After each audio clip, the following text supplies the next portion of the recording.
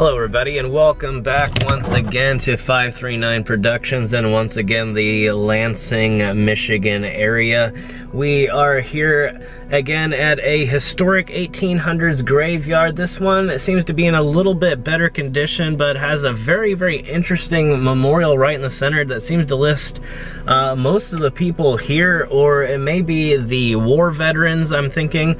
It looked really incredible from the photos, and so I definitely wanted to stop by this place and check it out. It's in a pretty secluded area as well. Haven't really seen too many people other than just the traffic passing by. In fact, for being a busy weekend, this particular area seems to be almost completely empty. So other than, like I said, of course, the traffic, but all the businesses seem to be closed. There doesn't seem to be many residential homes around here, so it's kind of weird. Not weird, but unusual for what we're used to. So let's check it out.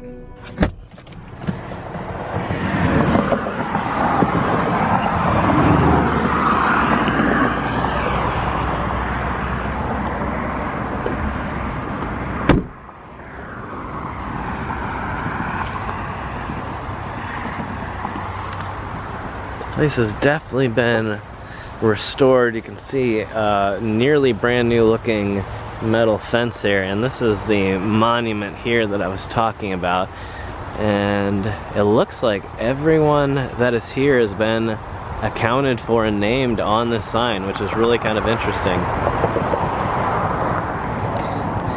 And immediately up front, several interesting things. You can see the damage that definitely needs to be repaired. However, this right here is, as you can see, the memorial for a War of 1812 veteran, which is really interesting and pretty rare to find. A little bit more rare than the Civil War. Not impossible to find, but seeing that, I would like to well, I'd like to see a little bit of restoration work done, but maybe that's to come. I don't really know. We have a few mysterious little pieces here and chunks that, from the looks of it, are probably something to do with one of these memorials. And you can kind of tell that this area is in desperate need for further restoration, but this fence up front may just be the first part of that work, so who knows. But as usual, let's go ahead and do a loop around the tree here first. It is at the very edge of what appears to be the cemetery property, so there probably isn't much here. Yeah, doesn't look like it.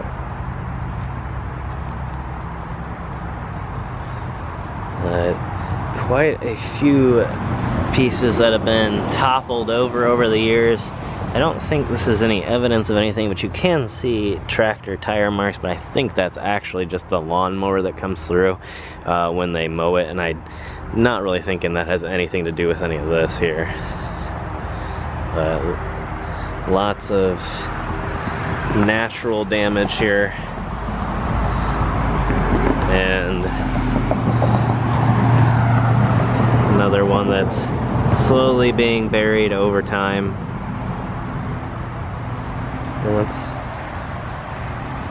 kind of unique right here, it looks like a fairly large stump has been taken out, and an unusual shape too. It may be one of those decorative evergreens that we're seeing in places like this a lot, and clear burn marks where they have set it on fire to hopefully prevent it from coming back.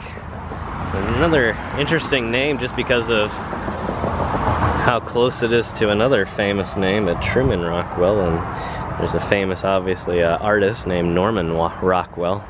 And I'm sure there's probably no relation whatsoever, being a fairly common name, but just kind of interesting. And almost missed. It appears, oh yeah. Let's see here, is this side of the sign actually different. You can compare. You see Amos Bennett at the top there. Yeah, same exact names on the front and the back. Still, incredibly interesting.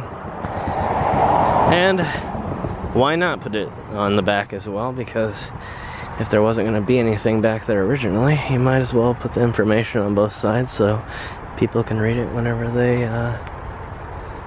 feel like.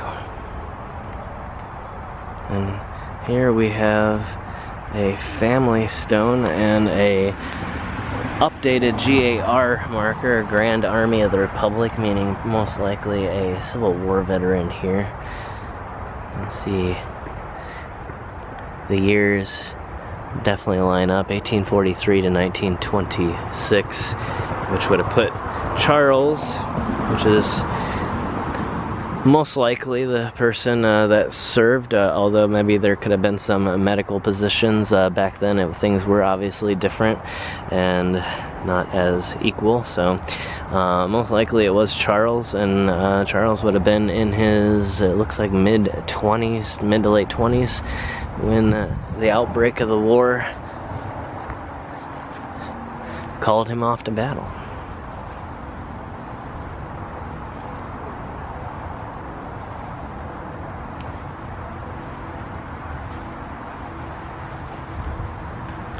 And these are always sad to see, but we have three, and I always point them out.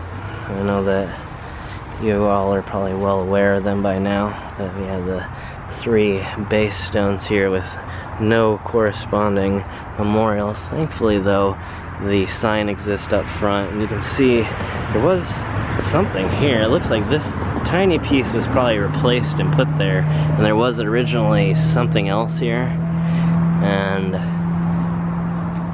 you can see all these chunks back here, and so it appears that maybe over the years they've found a few things in places and weren't really sure what the names were on them. Sometimes it's just impossible, unfortunately.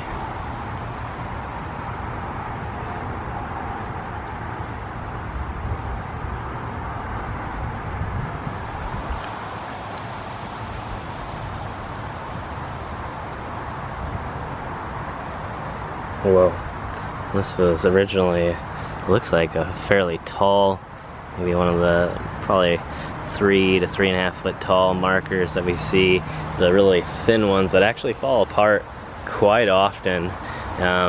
They're just a little bit too thin for how tall they are, but in weird scenarios I often find them completely undisturbed, unrestored, and have no issues whatsoever, and in areas where you would think that they would have wind damage and rain damage and erosion, and sometimes they just happen to be stronger. And I don't know if it's the area that they get the stone from, and maybe it's slightly stronger in those areas because of the mineral content inside. I'm not sure exactly how that works. But again, maybe you know out there, and can let us know in the comments below. Inform some of the audience as to why some of these seem to be bulletproof and then others seem to fall over quite easily.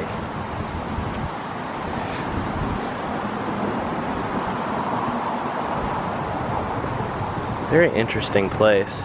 It is semi-residential. I do notice now that there's a home right next door. I don't know if it's actually... That's a big animal hole. I don't know what that is.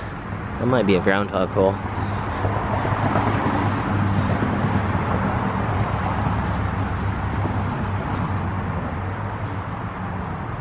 It's interesting though. It must be a fairly big tractor that comes through to do the mowing. It almost looks like a trail's been carved off.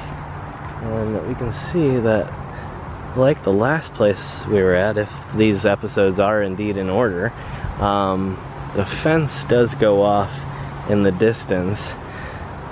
But again, I'm not really seeing any evidence that that area was really ever used, and kind of appears to only have been an intention, and they probably left it that way themselves historically as well. Otherwise, from the looks of it, you'd probably see a few things here or there popping out, but again, you can get a clear view of the old fence post going back, but that might be potentially the property owner behind's fence. Definitely a historic one, but that could represent that property line and not necessarily just the back edge of the cemetery, so who knows. But we also have this vault right back here. It seems to be the only ground level vault in this place. Very interesting. So it looks like this was meant to be like this. And it does say Mary, wife of Iyer? I can't read that. It's very difficult to read. And there was another memorial directly behind it. Maybe originally was this, and then they cut it in and did an inlay to try and save it. I don't really know.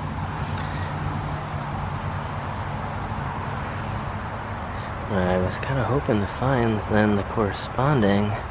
I can't really. I don't think this is it. Yeah, this name appears to start with a P.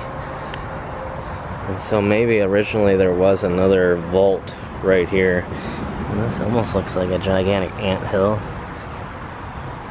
Hopefully not wasp. I doubt it though. Another kind of mystery stone here. And definitely has been propped up. Looks like some time ago, but I doubt those last for too long, so maybe not so many years ago. And lost track of the fence line. A gigantic culvert coming out there, although clearly just goes over to the other side of the road and nothing interesting. It's very odd. I cannot find the match for this. It doesn't seem. It seems like it should be just right next door. And I would think that it would be a similar design. So I don't know, again, let me know if you have thoughts on that. It's not incredibly unusual for something different to be done by the time a spouse is, you know, sometimes there are years in between their passing, especially historically like this with so many different complications back then. So it is possible that somebody's mind changed or they remarried, or who knows. Alright, let's continue along the edge here. It doesn't appear there's much else in the center right now. Pretty empty. One little sheared off memorial there.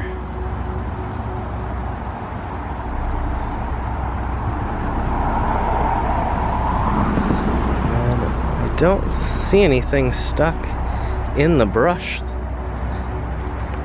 So that's good news. I will say it is interesting to find. It is kind of sad to see things get left behind, but to discover something that hasn't been seen for many, many years is very interesting though. All right. And standing here at the edge once again, I'm not spying anything that has been left beyond the edges. This place is definitely in need of a lot of restoration dollars and a lot of restoration work.